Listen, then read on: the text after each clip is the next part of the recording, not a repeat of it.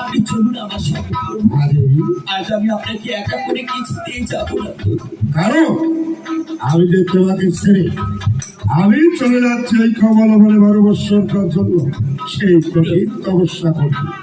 তাই আমি ফিরে এসে তোমার সঙ্গে দেখে করবো, আমি পারবো কি? আর আমি যতদিন পর্যন্ত আসবো না কৈলাস লোকে, ততদিন তুমি ওই কৈলাসের ক্ষুদ্রাগন্তি দেখে রাখবে। আরো তুমি যদি কৈলাসে না থাকো তবে যে বড় প্রলয় হয়ে যাবে। যাও দিন।